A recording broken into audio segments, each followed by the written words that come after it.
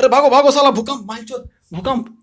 देखिए फ्रेंड्स, पटना में बहुत जबरदस्त भूकंप आया है। गांड फट के धनिया हो गया है लोगों का। मित्रों, बहुत जबरदस्त भूकंप आया है। आप सभी लोग भागने की तैयारी कर दें। पूरा इंडिया हिल गया है, भूकंप आ गया है। दोस्तों, मैं परेशान हूं, मेरा देश संकट में है, भूकंप बहुत है। मित्रों, मेरे इस वीडियो को शेयर करें जिन जिन लोगों को भूकंप के बारे में पता नहीं चला, ताकि उनको पता चल जाए। मेरे साथ बोले भारत माता की।